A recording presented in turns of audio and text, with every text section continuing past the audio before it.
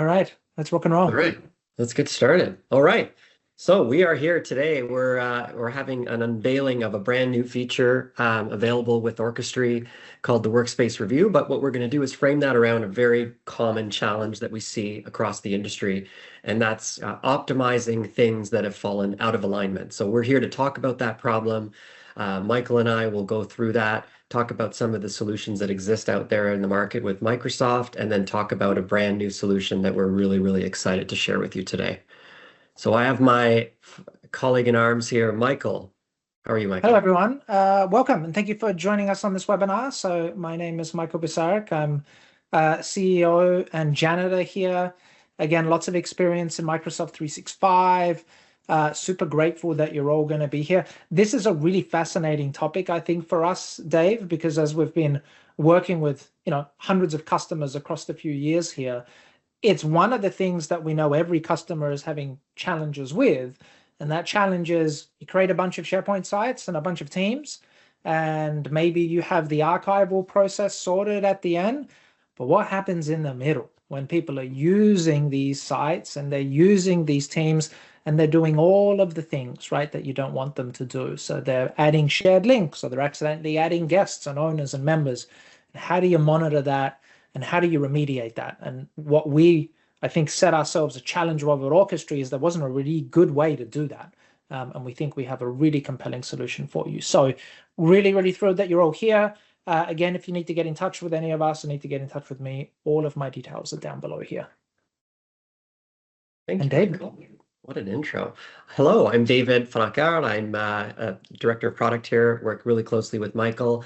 I've been a part of the Orchestry journey. I've been fortunate to be here for a few years and really excited. I'll try to contain my excitement for this feature today as we talk through it. But it's been something that we've been kind of talking about, and this idea has been germinating for some time. So we're really, really enthusiastic about sharing this with you today. All right, so let's move through just a couple of our normal intro slides here. If you're new to Orchestry, we'd love to talk to you.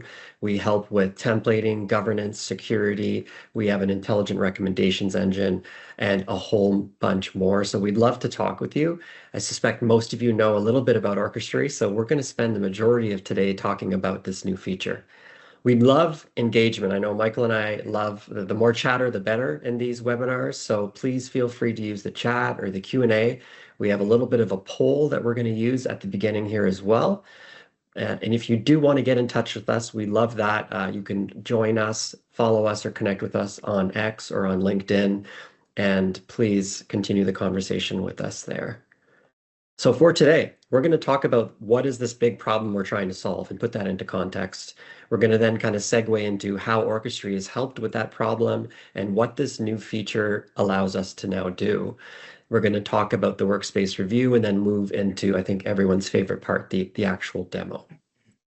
Before we get there, we have a poll, and for you to access it, you should see in your Teams experience button on the top of the ribbon for polls. And if you click that, you should see a poll open with 3 or 4 very brief questions that we'd love for you to answer right now as we kind of set up the story that we're going to tell. So please click on that polls button, pop that open. We have a few questions there about how long workspaces kind of typically stay active in your environment. How do you enforce governance on those over the long term, and how generally successful you feel you're doing that today? And if you could go to the end and click submit, that would be fantastic. Then we can do a quick recap on the results.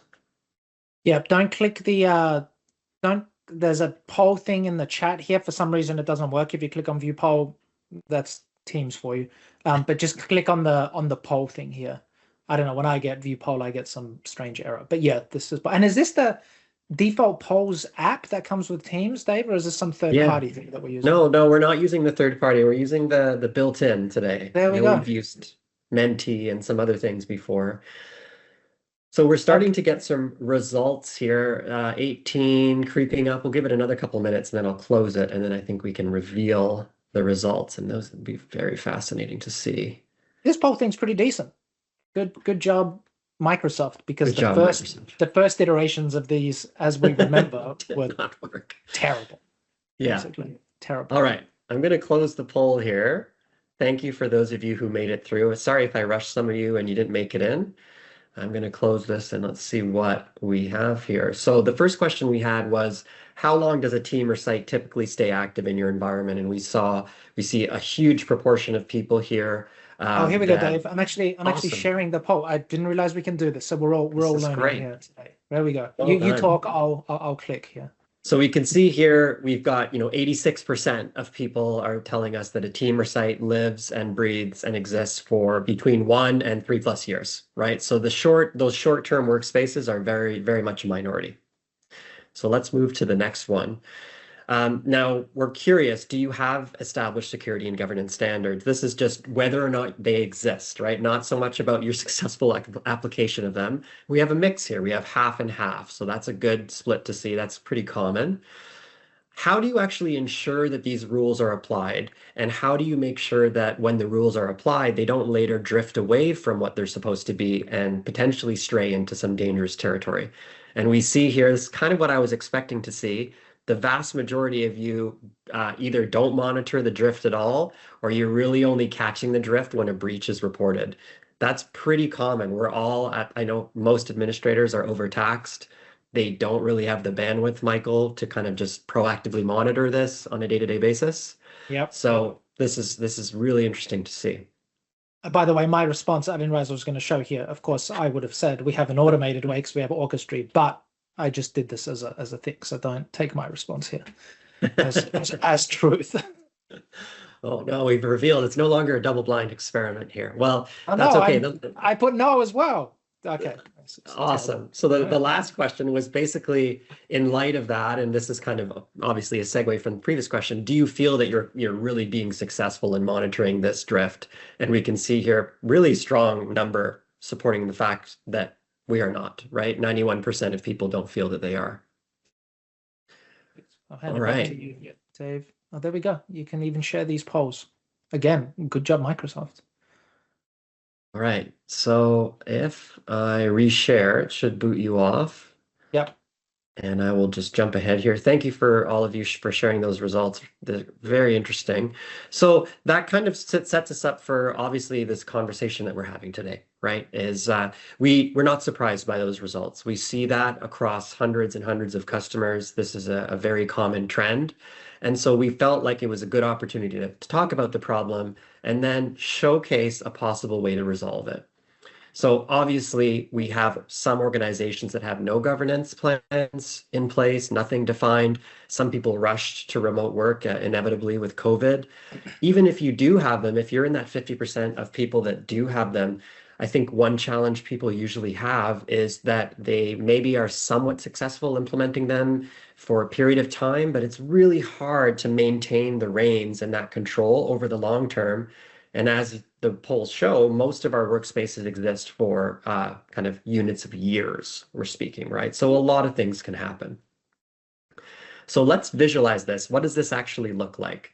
This is kind of a little bit of a tongue-in-cheek explanation of what can happen, but it gives you a very clear idea of what happens, right? So you started off with a pristine workspace. The team is perfect, it's private, everything's good. And what happens is we have a chaos agent coming in, which is actual human beings are actually interacting with this workspace. Human users are interacting. Right. Fallible people that have questions and people that have concerns, all sorts of havoc now can be wreaked. So we go from this pristine environment just with users doing their best, and we quickly move into something that is frightening over time. We have anonymous links being created. We have someone maybe that changed the name of the workspaces. We have piles of users being added, some of which we don't even know who they really are. Documents being changed, memberships being changed, even sensitivity being changed. And this can impact security, storage, and so much more. So this is, an example of how, again, over the period of 2 or 3 years, this list grows and grows and grows, and you basically have workspaces that are straying further and further away from that ideal model or expectation that you have. And there's no real way as well, unless you're doing this manually, which I don't think anyone is, to actually monitor any of this. So things Right. like changing names or removing sensitivity labels or changing privacy. And again, for a lot of organizations and users, people aren't doing this maliciously. It Right. just sometimes happens, right? And we see a lot of particularly information leaks around someone accidentally changes a sensitivity label because they don't maybe have the training, or they actually change the privacy, for instance, or they think that they are changing the privacy of a channel, but they're changing the privacy of the team, for instance, right? All of these things can happen. And again, it's very, very difficult to keep this in line for any set of Yeah. workspaces. I mean, if you got more than 10, you're basically hooked.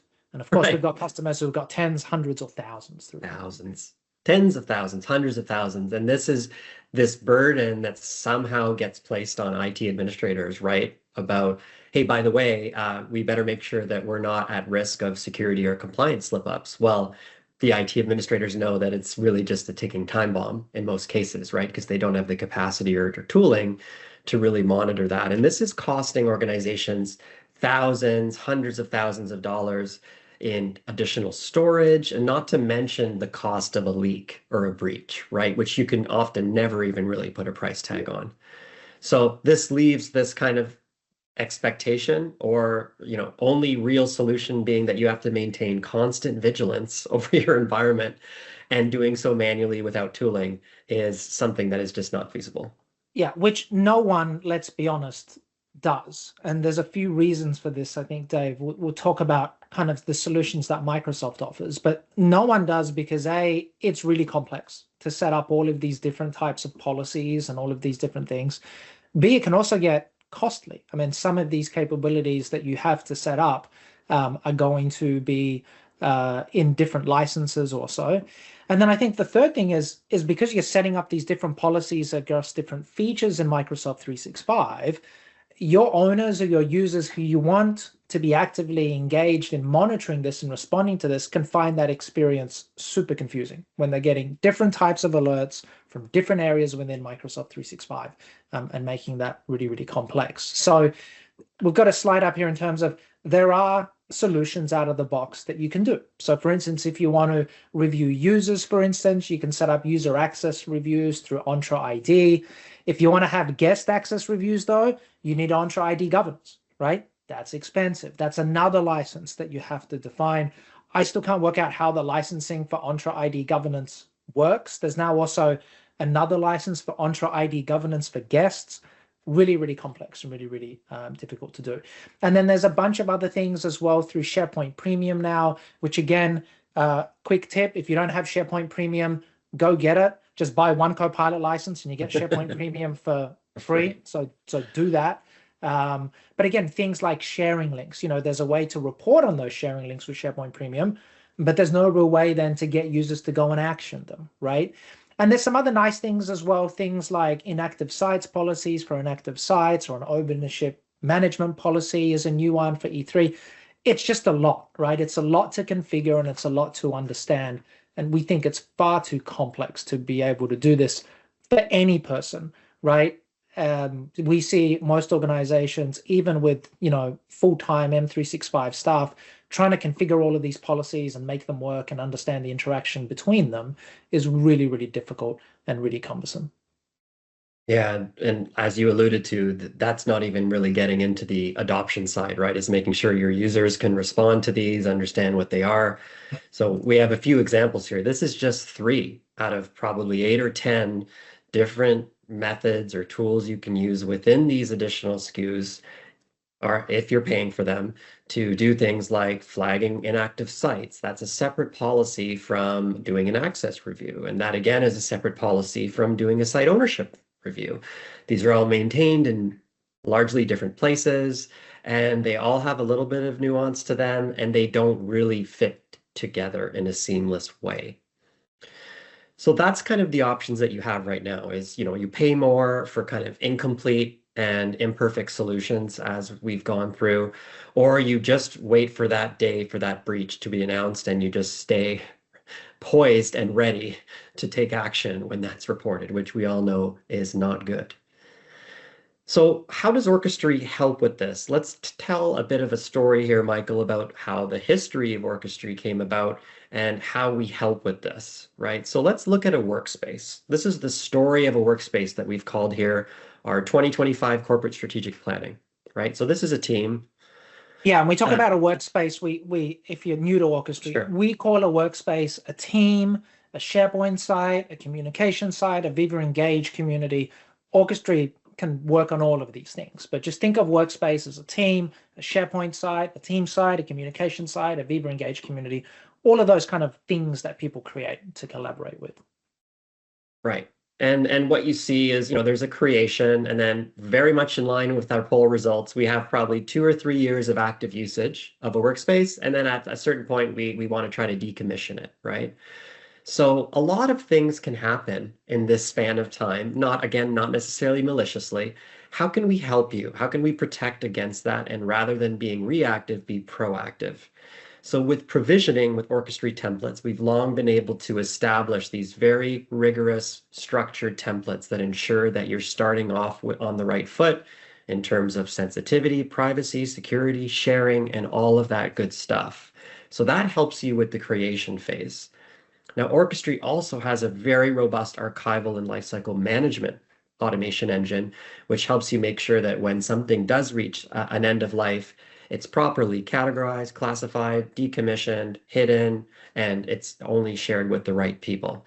But that does leave this really large chasm between the beginning and the end when things can go wrong. Things like the name can be changed, membership, metadata, all of these things can happen. And in the past, we haven't had an automated way to help you stay on top of that. And now we do. With the workspace review, what will allow you to do is on a cadence or schedule that you choose, you can automatically reset these things that have gone wrong, bring them back into alignment with what they should be, and make sure that your team owners feel like they're empowered, understanding, and really familiar with what's happening in their workspaces. So this is how now you can see we've completely covered, we've bridged the gap here from beginning to end, making sure that that governance is in continuous application throughout the life of the workspace. And this is really interesting because we do get a lot of customers that ask us kind of the opposite question. They know that their owners might do this. Can we stop them from changing the name? Can we Right. stop them from changing the sensitivity label or the privacy? The answer is no. There's no real way to stop that, or there actually isn't any way to stop that in Microsoft 365. So again, what happens previously is some companies are like, well, let's just not make anyone owners. Let's make them all members. That Right. doesn't work either in practice, because then every single type of change that a user wants to make has to go to IT or has to go to somewhere central, so it becomes problematic. But it's really where this carnage happens in this middle part is really just because of the way that Microsoft 365 is structured, that you're giving your users ownership rights so they can do these things. But of course, this is really prime where things go wrong, right? Typically, we only catch it at the end when we archive something. But now Right. what we want to do is capture it as it's happening, to make sure that, again, these are managed, and you can be confident as you're creating these workspaces and these teams that it's all going to be managed. Or even, Dave, go back and clean all of this up with Orchestry, and we'll talk about that as well. This is not just an ongoing thing here. Absolutely.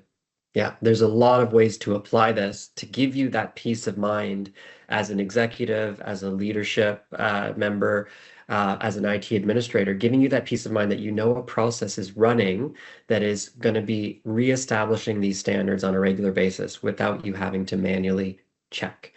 So this gives you that ability to sleep at night, which, let's face it, is important. So let's talk about the workspace review. What does it do before we start getting into visuals?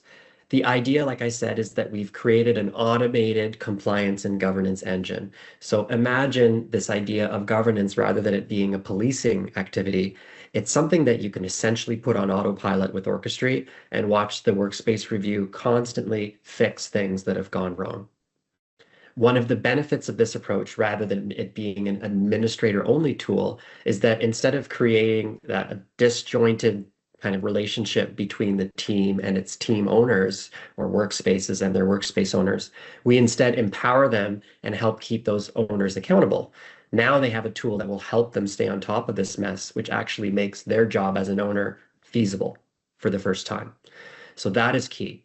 And I think the last thing is that all of these automations translate into massive time savings, and you can reclaim these hours that you're spending manually running PowerShell scripts, reviewing CSVs, and instead focus on much more higher value projects. So let's take a look at the workspace review here. This is just a rendition of what we're about to be launching with and what it will include. And we'll talk about these pieces in a little bit more detail here in some of the coming slides.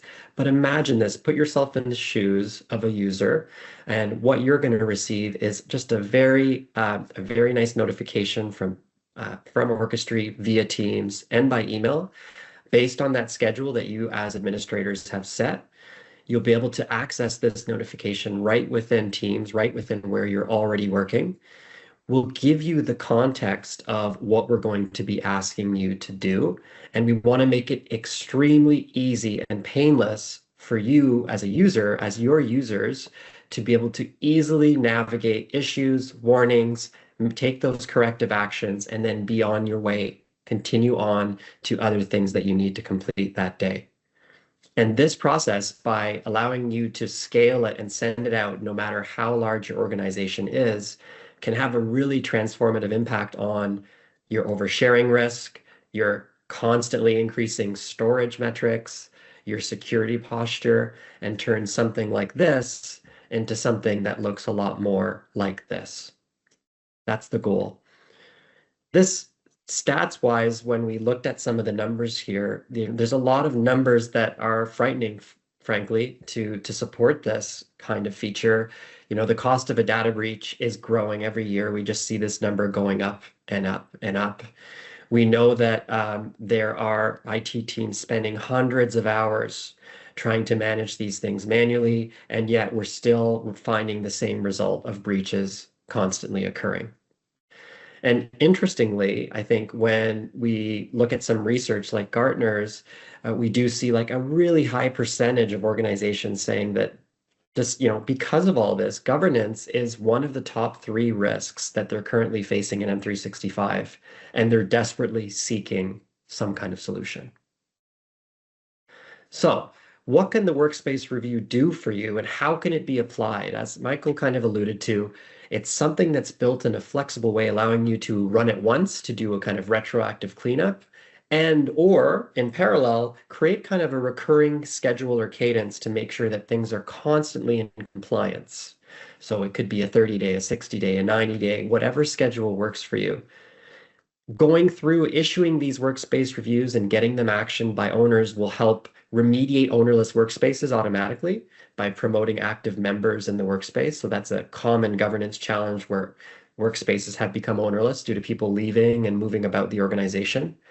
You can also ensure that memberships, like members and owners, are adhering to minimum standards. So to make sure every workspace has a minimum of 2 or 3 owners, and every workspace should have at least a handful of members, for example. Also, critical, we're going to validate that the people that have access are actually people that should have access, right? That's critical, managing the membership and ensuring it's still valid. We'll also allow this process to be a great segue into Orchestry's existing archival functionality by allowing owners to proactively suggest that a workspace may be ready for archival. It's no longer required. Then we can do some really cool things in terms of validating sensitivity and privacy, both in terms of making sure that, let's say, the label that's there now is correct, or also, as Michael and I have discussed, ensuring that something that maybe previously had no label gets a label applied to it. So this is something that can be really, really powerful when you're trying to lift up thousands of your existing workspaces to a new standard. Storage and versioning is also a big part of this. We're going to allow people to go through a version purging process, which can drastically reduce your storage costs. And all of this ties in very closely and directly to making sure your individual workspaces, those core containers in your tenant, are actually ready for something like Copilot. that ultimately is kind of one of the overarching things that we then can achieve. Yeah, we view this for folks, and that the challenge was, how do we get ready for Copilot at scale? How do we go back and say, for all of the Teams and SharePoint sites that we have a series of governance policies that we want to apply. So we want to make sure that people should still have access. So let's go and review all of the owners, members, or guests. We want to make sure that each workspace has at least 2 owners and maybe at least 1 member. We want to make sure that from a storage perspective, that maybe we're running out of storage and we want to set new storage defaults, but we also want to remove content that's more than, let's say, 3 years old or 5 years old. Or we want to go out and ask the owners to be able to choose a sensitivity label, right? Because we have a whole bunch of unlabeled containers. That at the moment is really, really difficult to do out of the box. It is super problematic, basically. Well, what we can do is we can do all of that with this workspace review process. This is the power of this. So whether you're going back and, like Dave said, doing this as a one-step cleanup to get ready for Copilot, or having this on a monthly or a quarterly basis, this is going to make sure that your workspaces are always going to be in line. You're not going to get that drift. You're not going to get that craziness, because you'll be able to fix that. The other thing it also allows you to do is now it's empowering your owners. We know that for larger organizations, IT admins can't start making decisions around the vast majority of content and Teams and SharePoint sites that exist. It's the owners that need to make those decisions. So we can also provide that UI, make it beautiful, make it simple, and place all of these governance rules in one experience here. Totally couldn't agree more. So let's start, speaking of those visuals, take a look at what the vision is for this feature, and then we'll even move into a live demonstration, because this is very near to being available for GA. We do have several customers in early access right now, and we've had a really, I think, a tremendous response so far. So we're very excited to share it with everyone else today. So the workspace review, I think one thing I want to flag is, some of you may be familiar with this idea of an access review, right? That's something that Microsoft and other platforms have discussed and sometimes offered. We view this as a much more holistic and all-encompassing possible solution. Rather than it simply being an access review, we think we could also, at the very same time, have the sensitivity reviewed, the privacy reviewed, the search and Copilot visibility reviewed, and in the future, sharing links reviewed. So we think that we're really on to something here with being able to tie this all into a cohesive single experience, but still while allowing your administrators to decide which parts of these things are important to you right now. So for example, here I am configuring a workspace review policy, and you might say, well, right now we're not using sensitivity labels. That's something we're doing later this year. No problem. You just don't include this part of the review while you're working towards that, and that's something you maybe eventually turn on. And as you can see, this is going to grow. We're going to add more functionality into the review beyond the privacy, the membership, and the sharing links. We're going to do things like content and storage reviews, and even get into the kind of nitty-gritty SharePoint sharing scenarios that can often bite us when we're not paying attention. So this is what the administrator sees when they come in and configure a review policy. And there is flexibility and configurability built all the way through this from beginning to end. So here's an example where you're configuring how you want the version purging to occur. And you'll see that not only do you have several options to choose from that essentially dictate how aggressively you want to purge those versions, you can also let people have exits essentially from the process. So that way, instead of maintaining 10 different review policies and meticulously applying them to different departments and functional areas, you can create one review policy and allow for there to be some flexibility in how people respond to it. This makes it easier, I think, again, for administrators to kind of manage and make sure they're getting success with this. Now, one thing Karen mentioned was, how about my conversation and dialogue with my users? We've also built that all the way through the workspace review. That's feedback we've heard over the last few years. in provisioning and other areas of the product, where you've directly asked us to say, I would really love a medium, a place where I can actually share some direct communication with my users to make sure they understand what's expected, how this fits in with what they're doing, and maybe even link to some policies that you have. We have helper text that is available on every single step of the review that you can choose to configure. If you don't want to configure it, you can stick with the Orchestry boilerplate content here that we share, but it's a really great opportunity for you to help mold that experience and make sure that as people are seeing things they're not familiar with, you're giving them a helping hand, right, to make sure that they understand. Now, we have a lot of flexibility also on the way that you choose to execute or fire these policies, right? You can choose your cadence, you can choose who they go to. You can also, as I mentioned earlier, decide that you want to automatically remediate ownerless workspaces as part of the execution, which is, I don't think, the silver bullet to solving ownerless once and for all for every customer and for every workspace. But I think there's a huge area of opportunity here to resolve that for a lot of customers with a mechanism like what we'll be offering. So what we'll do here is if the workspace review is issued to a workspace that has become ownerless, we'll detect that. We'll then go and find up to the 5 most active contributors to that workspace, and we'll offer them the opportunity to raise themselves up to become owners. Now, that's an optional step. Not every organization will want to turn that on immediately, but should you want to, this is a way that without you having to even think about it, Orchestry can help you with this problem. Now, moving through to now what the end user sees, here's a reviewer, and what we've tried to do is be very deliberate and craft a very easy to understand experience from beginning to end, one that has defaulting built in, making this process smooth and seamless for an end user, even the very first time that they see this. So for example, here's a step where if you want, you can just determine if a workspace should be indexed by Microsoft Search and whether you want the content of that site to be available in Copilot and Search. Yeah, this is amazing. Getting ready for Copilot, bang, ask your owners, right? You got hundreds, thousands Teams and SharePoint sites. Easy. You just send this out. And this is just one of these steps.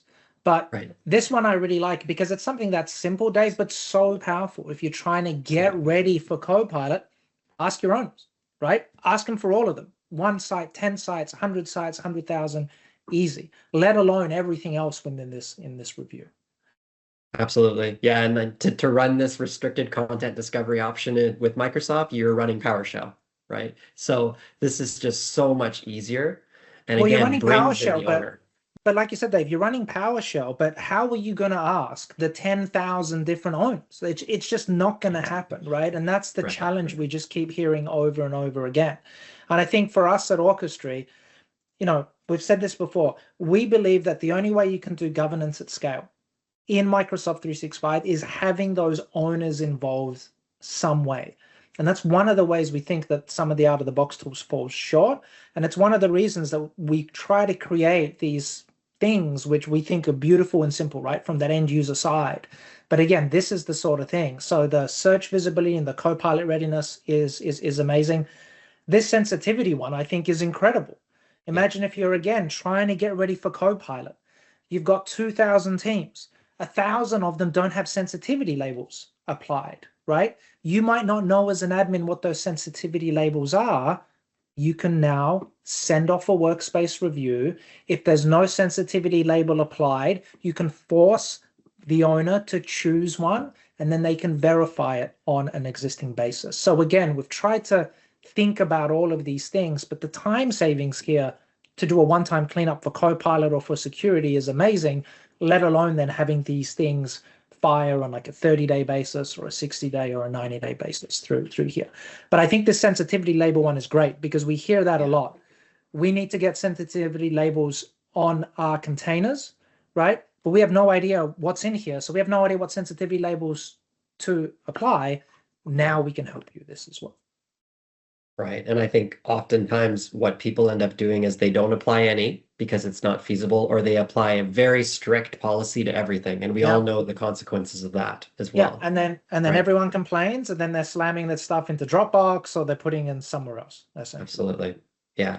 And there's a lot of really careful thinking, I think, behind this. We don't have all the slides to show you all the possible scenarios, but one scenario that Michael mentioned I want to illustrate is very much something that's supported, right? So let's say in this case, your current setting for this workspace is public, but you've decided that that's actually okay. That's an allowable result. And so they could change from public to one of the others, but they could also stay with public and continue down here.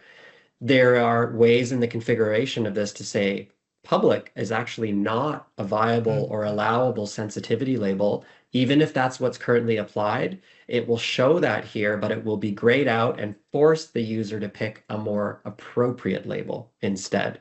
So there's a lot of ways, a lot of levers for you as an administrator to kind of make sure that while you're involving the team owner, we always want to make sure we're doing it within safe parameters and safe boundaries. And that's kind of been a mantra of ours at Orchestry from the very early days of provisioning, right? Is making sure that we have guardrails in place so that if the owners aren't, super knowledgeable, they're still guided towards making a better possible decision. So this is sensitivity of all, obviously that trickles into privacy as well. We've seen this happen to a lot of customers where they thought all their workspaces were private, and we fire up Orchestry, right, Michael? And we see, actually, you have a lot of public workspaces. Did you know that? This is insane. The amount of people that we find have public workspaces, and typically, Dave, what we see is they get created as private, and then someone tries to share something, it doesn't work, so they're like, this is fine, we'll just make it public right through there. So again, it's that middle graveyard of craziness that can essentially happen. But again, fantastic, right? As an owner, every month, every 3 months, however many times you want to do this, they just have to go and confirm. And I'm really going to be interested when we look at our internal data to see, how many people are like, oh God, actually, this shouldn't be public. This should be private. Right. And maybe I didn't know that it was ever public here at all. Right. So this one is a scary one. I think there's a lot of areas that are scary. Before I get to the final one, there's also this big storage problem, right? I think Michael, myself, Joy, Reina, our entire team, we're constantly talking to customers that are either bordering right on teetering over, going over their storage quota, or we have a lot of people that are paying, just absolute bonkers amounts of money to Microsoft to continue to hold extra storage, right? And there's a lot of ways that we can help with that. One easy way is around versioning, right? So what we can do with the version cleanup step is really powerful. You can not only basically go back and do a retroactive historical purge, and you can determine again how aggressive you want to be with that, and it can be based on account. It can be based on the age of the versions. Whatever you choose is going to be best for you. And in addition, you can also set a new limit in each of those SharePoint libraries going forward. So this is both a backward fix and also a forward-facing thing to help this prevent this from happening again in the future. And again, you have the peace of mind that if it does get changed, well, guess what? The next review that gets fired in 90 days will pick it up, flag it, and set it back to what it should be. Yeah, maybe Now, people don't understand just how, because it is an interesting one, and there's a lot of subtlety here, but a couple of things. The first thing is these new limits, we're using the new M365 versioning capabilities, right? So there's a whole bunch of options in there in terms of, do you want to bind the versioning by time or how many versions or a combination of the two? The great thing about this, though, is that if you want to retroactively apply those versioning settings, there's no way to do that out of the box in M365 unless you're cranking through PowerShell, which isn't fun.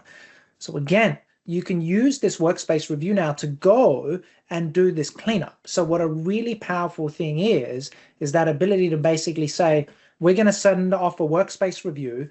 As an owner, you can make the decisions which library to include, or as an admin, you can just say, we're going to include these libraries anyway, right through there.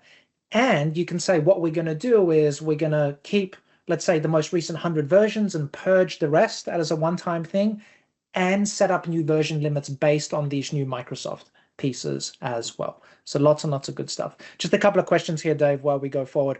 So from Glenn, is there a set of audit logs available after cleanup? Yes, there is. Yeah. So Dave might show that there's very detailed logs. All of them don't have PII data in there, but there's that, like there is the rest of Orchestry, Glenn, if you believe here, very detailed logs in terms of who the workspace review was sent to, what they did, which versions were enabled, lots and lots of detail there. One might say too much for the normal person, but there's a lot of detail essentially there as well through there. And the logging, Glenn, one thing that was really important to us was, especially for the versioning, not only to track, what decision was made and how it was enforced, but also to capture how much storage was actually saved at the end of the running of this. And we'll not only be able to capture that in the log for the workspace, we'll be able to bubble that up into your health checks every month and make sure that you're seeing the continuous savings month over month over month in a really nice way. So and very excited. Sorry, Dave, just jump in here because Georgina had a question about the versioning. So it's funny because me and Dave were talking about this.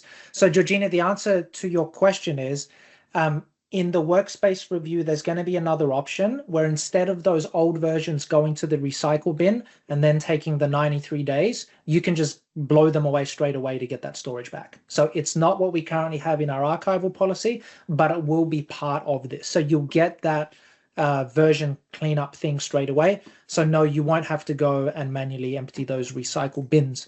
We're going to do that automatically for you. And probably over time, we'll start to roll that into our archival policy as well through here. Yeah, and Jordan had a question as well, and the simple answer, Jordan, to your question is yes. We'll let you limit the versions to day-based as well as the maximum count-based as well. So we're just going to basically simplify what you would otherwise have to do library by library in SharePoint and make that a lot easier. Yeah, and this is super neat as well, because what's interesting I like around this thing, maybe Dave, you can do some highlighting. Notice that here we've given the option for the owners to include or not include some of these libraries, right? So again, lots of flexibility there for you folks. So again, some of these ones you might want to include, or you might just want to say the owners, hey, all of these are going to be included. Again, you can have that as part of the policy. So there's lots and lots of configuration here, lots of flexibility for you. Right. Yeah, I think concern with any of these steps is we want to make sure that we are not creating blockers where someone looking at this is thinking, I cannot in good conscience actually proceed with this because I happen to know that, let's say in this case, the files in my leadership documents library are considered untouchable. The versions have to remain what they are. And we don't want people to have to stop dead in their tracks here and not be able to proceed. We'd rather introduce flexibility and let you configure that to say, in this case, like Michael said, they would just flip this include to skip. And then that would allow the versioning to still have that great benefit on 2 out of 3 of the libraries and still allow the person to proceed. So there's a lot of flexibility built in, and you as the administrator will get to choose how flexible is your culture, how flexible are you around these policies and letting users kind of go through them. Now, the last step and probably the crowning piece of the workspace review is the group membership review itself, right? So if we look at one of the biggest risks to a workspace security, it is that the wrong people currently have access, right? Whether that's the SharePoint site or the group. What we've tried to do is simplify this and distill it down to a very easy to understand experience, which highlights very big issues, potential warnings, and then lets the reviewer take action on keeping, essentially recertifying the people, or removing them from the workspace.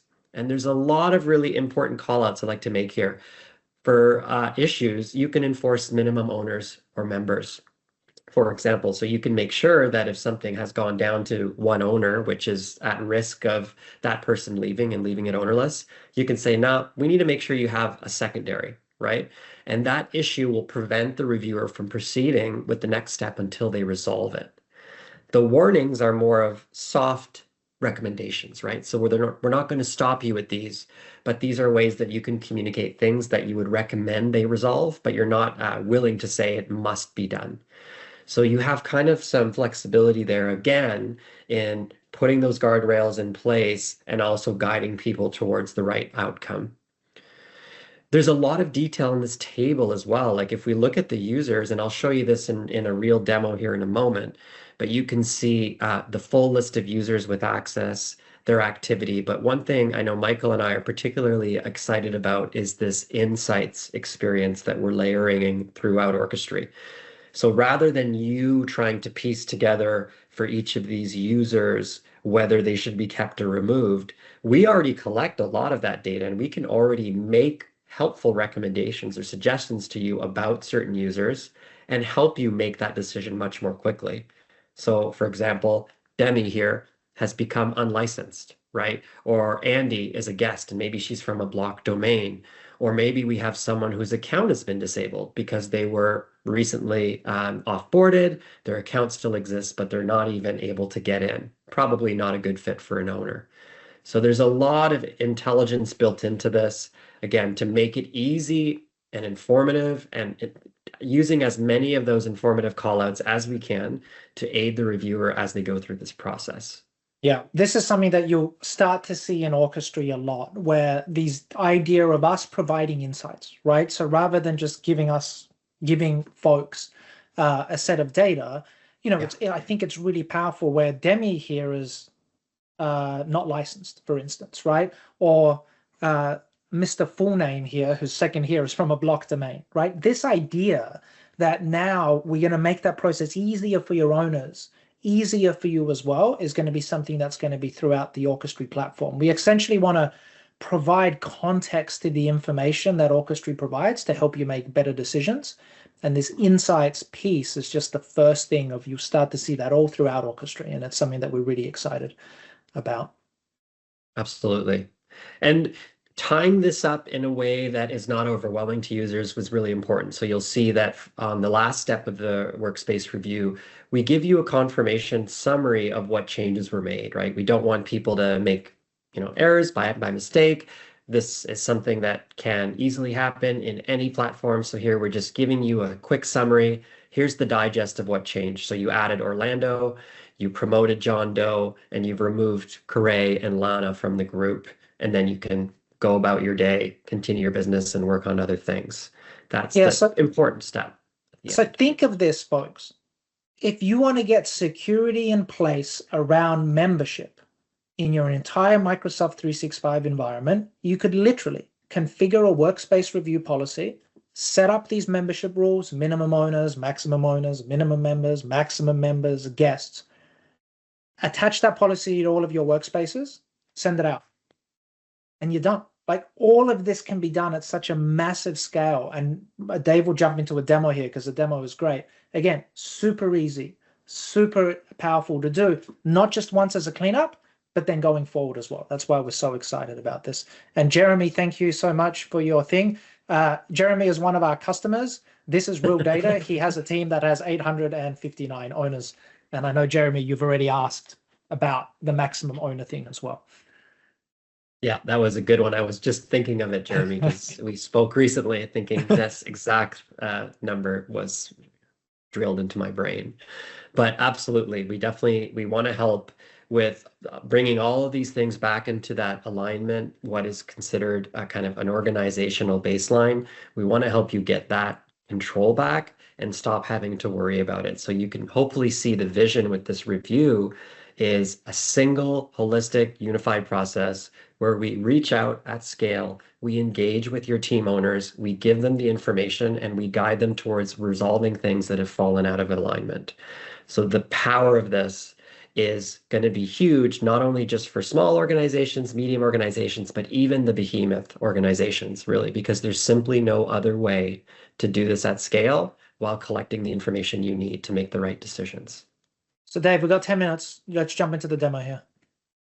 Let's jump into the demo. So we've got a demo environment here. Michael, do you want to give me a thumbs up when you see it? Yeah, you're good. Perfect. Okay, so I'm in a demo environment here. I'm looking at some workspaces. So what I'm going to do really quickly is I'm going to pick on one of these workspaces here. I'm going to zoom in a little bit. I'm going to pick on my Project Piggy Bank remodel. The nice thing with the review is you can selectively apply it to workspaces. So you could do this in a phased rollout, for example, or you could do it very meticulously, or you could just go broad stroke, right, and apply it to everything. So here I'm going to just do it on this project piggy bank remodel. What I'm going to do is I'm going to assign a workspace review policy. I'm going to pick one that I set up earlier in the day and assign it. And then what I'm going to do is I'm going to execute it. I'm going to force it to start right now because I'm in a hurry. I want to be able to see the result of this immediately. So I'm going to force the review on this one, and this is something you can again do en masse in bulk in your environment as well. And that way, that gives you real control over how quickly you want to begin this process. So I've assigned the review to piggy bank and I've forced it to begin.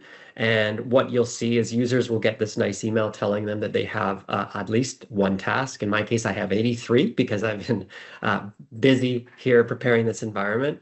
And they can action this through the browser or through Teams, whatever they prefer. So I'm going to go over to the new My Tasks experience and just make sure it's not stale. And I'm going to go and find the latest task card and jump into the review and show you what the experience is like. And by the way, folks, typical owners wouldn't have 93 here. Just right. This is our testing environment. There's a lot of testing going on. So exactly. But you see here exactly what I want. Immediately, I have this new task telling me that there's a review required for Project Piggy Bank Remodel, and it was requested a minute ago, and it's even telling me it's new. So I'm going to launch this task and walk you through the state of the review policy in its current state as we're going to launch it for GA. So just for context, this is Dave playing the role as an owner who's doing this workspace review, just so people know what's going on here. Right. So I'm a fictional owner of this Project Piggy Bank Remodel team. As I land on this welcome page, this gives the user, me in this case, some context about what's being asked of me. And it also has this helper text at the bottom that, again, you can customize to communicate to your users directly. So I've kept this short and sweet on this page. I'm going to go ahead and proceed through the wizard and start on the version cleanup step. And as we said, this is where now we're giving people the option. We've added that in the configuration to let them skip out of this step if there's a reason they cannot do it. But they can also do that at the library level. So for example, let's say the site assets happens to be a library. It's not a good example, but happens to be an example of a library I can't touch. All I need to do as the reviewer is skip it, and I get immediate validation from Orchestry telling me, don't worry, nothing will be purged, no new limits will be applied to the site assets library. Just to jump in here, Dave, Jordan Hoyer, hopefully this answers your question. So you can do less than what natively you're allowed to do. As you can see here, we've got the new version limit set to 30 here. I don't think you can do much less than 30 even through the API, but we can do less than what you can do out of the box, basically. Let me show you really quickly in the configurability. So you can actually go down very low. So with the purging, because we're going through the API, you can go very low here, even below 30, all the way down to 2. And the same thing down here, we can set, because we're doing it through the graph, we can actually set these to lower numbers, like even 5, right? If that's something you wanted to do. Oh, nice. There we go. So moving through here from the version cleanup, I'm now landing on the membership review, right? So this is the step where I get to see who has access to my workspace, and I see a couple issues and a couple warnings here. Gives you an idea of what I'm facing. So the first issue is that I don't have the minimum number of owners, and we have a ticket here where we're actually going to specify what that minimum is so that you know what that is. In this case, I only have one owner and I need 2, right? So I'm actually just going to look at my people in here and I'm going to promote someone. I'm going to say Adele, she's more than able to be an owner with me. So I'm just going to bump her up from member to owner. You see that we automatically populate and keep her so that we don't actually make you make a decision again. And then it's up to you to review the rest, right? So maybe you want to downgrade owners, you want to upgrade members.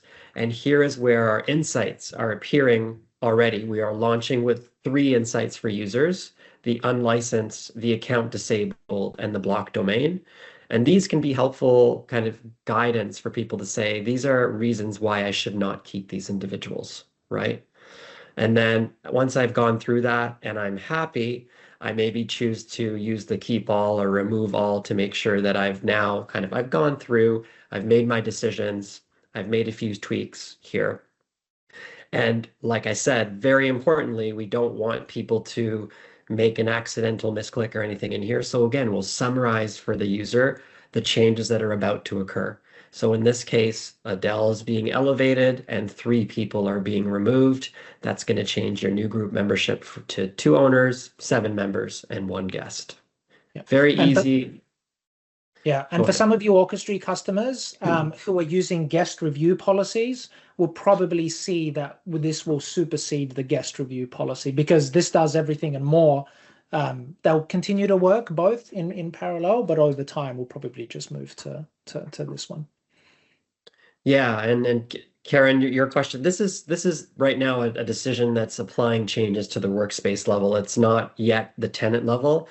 We feel that that's something we want to offer, but that would be very much like an administrator only activity, and make sure that that's kind of in the administrative management side of Orchestry, where you can easily pick up, all the people that have now no longer have any access, and we can easily streamline that with a recommendation, point you to those users, and give you a one-click ability to remove them from Entra as well.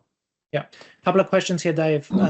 Georgina, do the people being promoted, demoted get a notification? Can we customize a message for owners? Not at the moment, no.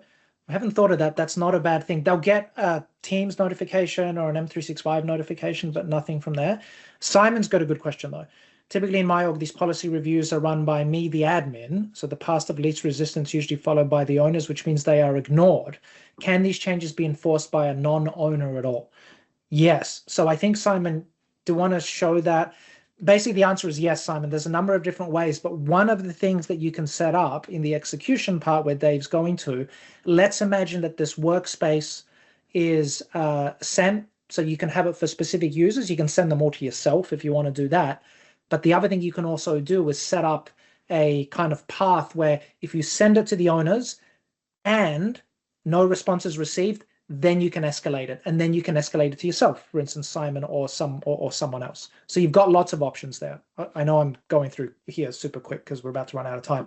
Hopefully that makes sense, Simon. You've got the ability to do both. So you could send it to your owners and say the escalation is going to be after 5 days, and then it gets sent to you, mate. So it makes it nice and simple.